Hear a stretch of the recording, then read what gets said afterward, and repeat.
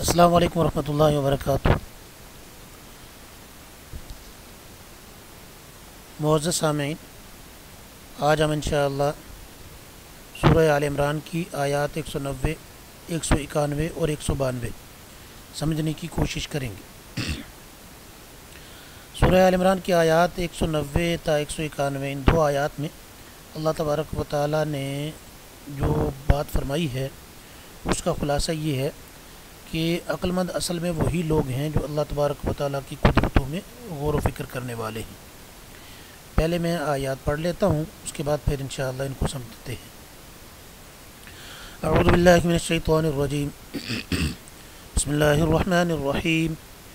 ان فی خلق السماوات والارض واختلاف اللیل والنہار لآیات لأولی الالباب الذين يذكرون الله قياما وقعودا وعلى جنوبهم ويتفكرون في خلق السماوات والأرض ربنا ما خلقت هذا باطلا سبحانك فقنا عذاب النار صدق الله العظیم۔ اب لفظی ترجمہ سماعت فرمائیے۔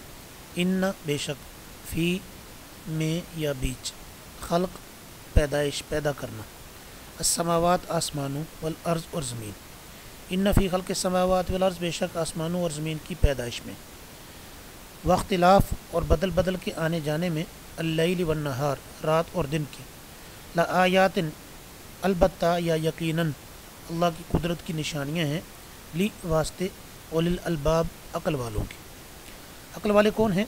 الذین وہ لوگ جو یذکرون یاد رکھتے ہیں اللہ کو، قیاماً کھڑے ہوں تب بھی، وقعوداً اور بیٹھے ہوں تب بھی، وعلی جنوبہم اور اپنے پہلوؤں کے بل یعنی لیٹے ہوں تب بھی، ویتفکرون اور غور و فکر کرتے ہیں، فی خلق السماوات والارض آسمانوں اور زمین کی پیدائش میں، اور اس غور و فکر کے بعد وہ یہ پکار اٹھتے ہیں، ربنا اے ہمارے رب، ما نہیں، خلقتا پیدا کیا تو نے، ہذا یہ سب کچھ، باطلا بیکار، اے اللہ تو نے کائنات کا نظام بیکار پیدا نہیں کیا، سبحانک تو پاک ہے، فقنا پس بچا ہمیں، عذاب النار جہنم کے عذاب سے۔ اب ہم محاورہ ترجمہ جو آپ اسکرین پہ دیکھ رہے ہیں وہ پڑھ لیتے ہیں۔ بے شک آسمانوں اور زمین کی تخلیق میں اور رات دن کے باری باری آنے جانے میں ان عقل والوں کے لیے بڑی نشانیاں ہیں جو اٹھتے بیٹھتے اللہ کو یاد کرتے ہیں اور لیٹے ہوئے ہر حال میں، اور تخلیق پر غور کرتے ہیں آسمانوں اور زمین کی، اور انہیں دیکھ کر بول اٹھتے ہیں کہ اے ہمارے پروردگار، آپ نے پیدا نہیں کیا یہ سب کچھ بے مقصد، آپ ایسے فضول کام سے پاک ہیں، بس ہمیں دوزخ کے عذاب سے بچا لیجیے۔ یہ تھیں آیات 190 اور 191۔ اب ان آیات کے بارے میں کچھ باتیں سمجھتے ہیں۔ سب سے پہلے ان آیات کی فضیلت۔ سورہ آل عمران کی یہ آخری 10 آیات جو ہیں نا، 190 سے لے کے آخر تک، یہ نبی اکرم صلی اللہ علیہ وسلم نے ان کی فضیلت یہ بیان فرمائی ہے، یا آپ صلی اللہ علیہ وسلم کے عمل سے ان کی یہ فضیلت ظاہر ہوئی کہ آپ صلی اللہ علیہ وسلم رات کو جب تہجد کے لیے اٹھتے تو اٹھتے ہی وضو سے پہلے ان 10 آیات کی تلاوت فرماتے، یعنی وضو بعد میں کرتے، پہلے ان 10 آیات کی تلاوت فرماتے۔ ام المؤمنین سیدہ عائشہ صدیقہ رضی اللہ تعالیٰ عنہ فرماتی ہیں، آپ صلی اللہ علیہ وسلم نے یہ آیات پڑھی، پھر فرمایا اس شخص پر افسوس ہے جو ان آیات کو پڑھے اور ان میں غور و فکر نہ کرے، یعنی ان 10 آیات میں غور و فکر کا بڑا سامان ہے۔ اب غور و فکر کن باتوں پہ کرنا ہے؟ ان آیات میں دعوت دی گئی ہے کہ زمینی اور آسمانی کائنات میں انسان کو غور کرنا چاہیے۔ کیا غور کرنا چاہیے؟ کہ اتنی بڑی زمین، یہ اتنا بڑا آسمان کیسے بنا، اور یہ دن رات کا نظام کیسے چل رہا ہے۔ یقیناً اس کے پیچھے اللہ تبارک و تعالیٰ کی بڑی طاقت کام کر رہی ہے، اور وہی طاقت والا رب العالمین۔ تو عقل والے وہی لوگ ہیں جو اس سے، یعنی اس غور و فکر سے یہ نتیجہ نکالتے ہیں کہ وہ اللہ ہی ہماری عبادت کے قابل ہے، اور ہم پر لازم ہے کہ اس کی مکمل اطاعت کریں، فرمانبرداری کریں، اس کے سب رسولوں اور اس کی سب کتابوں پر ایمان لائیں، کسی ایک رسول کا بھی انکار نہ کریں، کسی ایک کتاب کا بھی انکار نہ کریں، اور اس کا ہر حکم پورا کریں۔ جو آدمی مخلوق کو دیکھ کر خالق تک پہنچ جائے وہی عاقل ہے، یعنی جو آدمی اللہ کی پیدا کردہ چیزوں میں غور و فکر کر کے، اللہ کی قدرتوں میں غور کر کے اللہ کو پہچان لے، وہی اصل عقل مند ہے۔ اور جو مخلوق ہی میں کھو گیا، یعنی خالق تک جس کی سوچ نے، جس کے غور و فکر نے اس کو خالق تک رہنمائی نہ کی، اور اس نے خالق سے انکار کر دیا اور کہا کہ یہ سب ہم مانتے ہیں، کائنات بڑی پیچیدہ ہے، اس میں بڑے سائنٹیفک قوانین ہیں، لیکن یہ کہا کہ خدا کوئی نہیں ہے، خالق سے انکار کر دیا، اس کی مت ماری گئی۔ غالباً اقبال کا شعر ہے، ڈاکٹر علامہ محمد اقبال مرحوم، کافر کی یہ پہچان کہ آفاق میں گم ہے، مومن کی یہ پہچان کہ گم اس میں ہے آفاق۔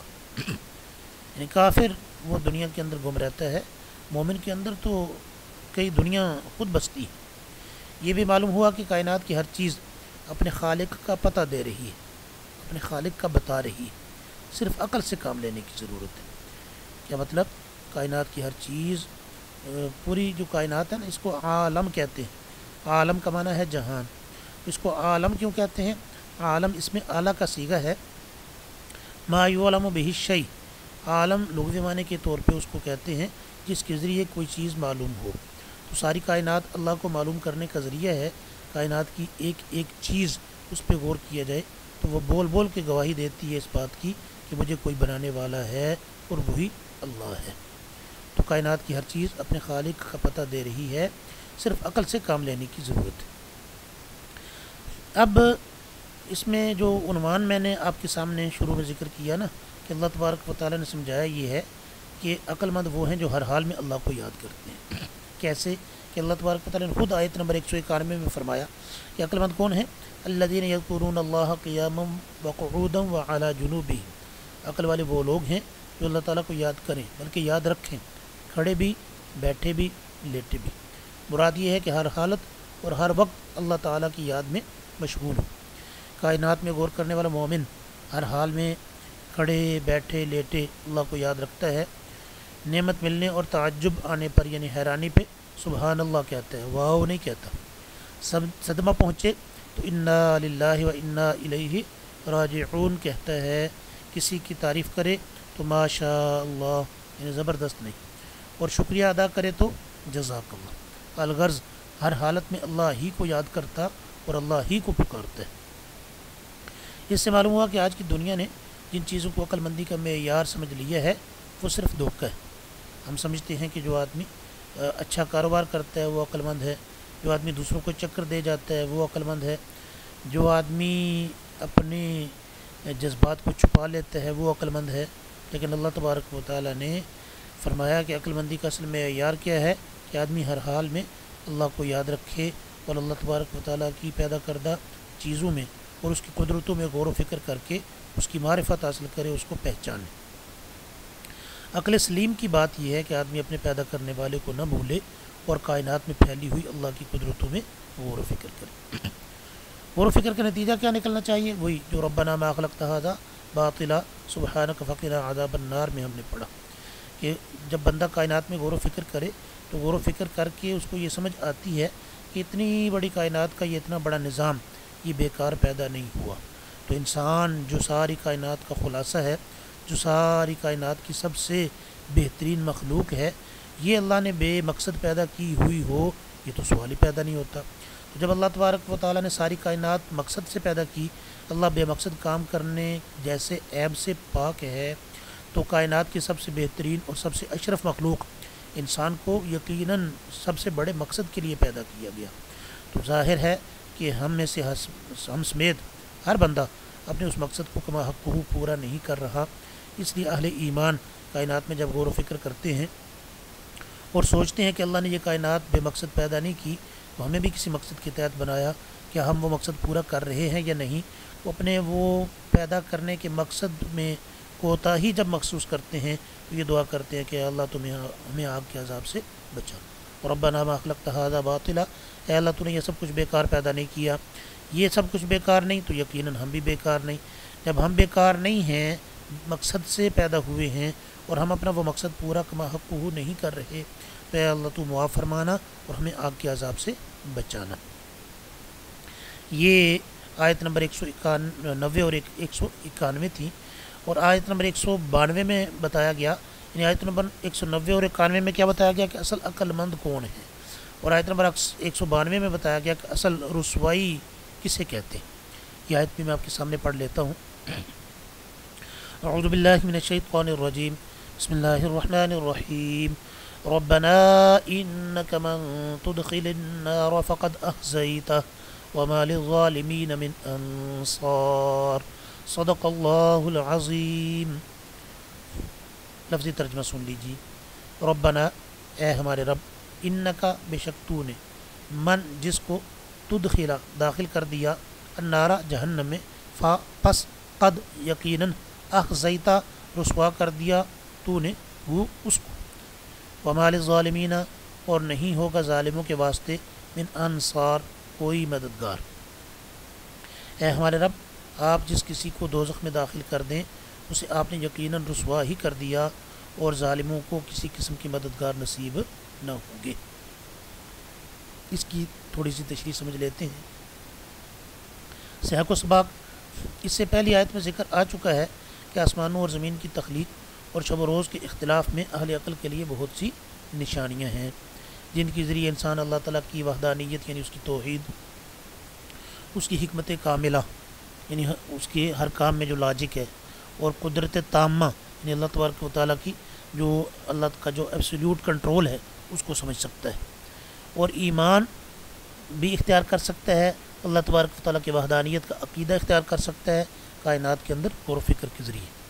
پھر عقل مندوں کی علامات یہ بتائیں کہ وہ ہر حال میں اللہ کا ذکر کرتے رہتے ہیں، اور آسمان و زمین کی تخلیق یعنی پیدائش میں غور و فکر کرنے کے بعد کہتے ہیں کہ اے اللہ، تو نے یہ سب کچھ بیکار پیدا نہیں کیا۔ جب انسان تخلیقی کائنات میں غور و فکر کے بعد اس نتیجے پر پہنچ جاتا ہے کہ ربنا ما خلقت ھذا باطلا، تو وہ اس حقیقت کو بھی پا لیتا ہے کہ یقیناً یہ تمام نظام آخرت پر اختتام پذیر ہونے والا ہے، اور اس دن پھر کیا ہوگا؟ فرما برداروں کے لیے جنت ہے، نافرمانوں کے لیے دوزخ ہے۔ اس لیے وہ رب العزت سے دعا کرتا ہے فقنا عذاب النار، اے مولا کریم آخرت میں پیش آنے والے دوزخ کے عذاب سے بچا لے۔ انک من تدخل النار فقد اخزیتہ، جس کو تو نے جہنم میں داخل کر دیا اس کو تو نے اصل میں رسوا کر دیا۔ معلوم ہوا کہ دوزخ میں داخلہ اصل رسوائی ہے۔ ایک مومن اب تک کے مطالعے سے سمجھ چکا ہے کہ دوزخ کا عذاب کس قدر ہولناک ہے، اس لیے وہ مزید دعا کرتا ہے ربنا انک من تدخل النار فقد اخزیتہ، اے اللہ جس کو تو نے دوزخ کی آگ میں ڈال دیا تو نے اس کو رسوا کر دیا۔ کافروں کی رسوائی تو واضح ہے کیونکہ وہ ہمیشہ ہمیشہ کے لیے جہنمی ہے، پھر بھی بعض مومن بھی کچھ عرصے کے لیے دوزخ میں جائیں گے، اگرچہ ان کا یہ قید ہونا ہمیشہ کے لیے نہیں ہوگا بلکہ ان کو گناہوں سے پاک کرنے کے لیے ہوگا، تاکہ گناہوں کی وجہ سے جو میل کچیل ان پر جم چکا ہے اسے صاف کر کے اس شخص کو پاک مقام پر جانے یعنی جنت میں جانے کا اہل اور قابل بنایا جا سکے۔ بہرحال مفسرین کرام فرماتے ہیں کہ مومن جتنا عرصہ بھی دوزخ میں رہے گا اتنا عرصہ تو رسوائی ضرور ہوگی، اسی لیے بندہ عرض کرتا ہے کہ مولا کریم دوزخ سے بچا لے کیونکہ وہ رسوائی کا مقام ہے۔ اور پھر وہ اللہ کا فرما بردار بندہ یہ بھی جانتا ہے کہ ہمارے ظالمین من انصار، جو شخص اپنے گناہوں کی وجہ سے دوزخ میں چلا گیا اس کے لیے وہاں کوئی مددگار نہیں ہوگا۔ اس لیے دنیا میں تو لوگ حیلے بہانے اور سفارشات کے ذریعے کسی نہ کسی طرح سزا سے بچ جاتے ہیں، مگر وہاں پر یعنی آخرت میں چھٹکارے کی کوئی صورت نہیں ہوگی، مقررہ سزا جو ہوگی وہ بہرحال بھگتنا ہوگی۔ اب ان آیات کا بامحاورہ ترجمہ ایک دفعہ پھر وہ نظر سے گزار لیتے ہیں تاکہ اس تشریح کی روشنی میں آیات کا مفہوم ہمارے ذہن میں ٹھیک طرح سے زیادہ بہتر انداز میں بیٹھ جائے۔ اللہ تبارک و تعالیٰ فرماتے ہیں کہ بے شک آسمانوں اور زمین کی پیدائش میں اور رات دن کے باری باری آنے جانے میں ان عقل والوں کے لیے بڑی نشانیاں ہیں جو اٹھتے بیٹھتے اور لیٹے ہر حال میں اللہ کو یاد کرتے ہیں اور آسمانوں اور زمین کی پیدائش پر غور و فکر کرتے ہیں اور انہیں دیکھ کر بول اٹھتے ہیں کہ اے ہمارے پروردگار، آپ نے یہ سب کچھ بے مقصد پیدا نہیں کیا، آپ ایسے فضول کام سے کہ بے مقصد کوئی کرے پاک ہیں، بس ہمیں دوزخ کے عذاب سے بچا لیجیے۔ اے ہمارے رب، آپ جس کسی کو دوزخ میں داخل کر دیں اسے آپ نے یقیناً رسوا ہی کر دیا اور ظالموں کو کسی قسم کی مددگار نصیب نہ ہوں گی۔ انشاءاللہ پھر کل اگلے سبق میں ملاقات ہوگی۔ السلام علیکم ورحمۃ اللہ وبرکاتہ۔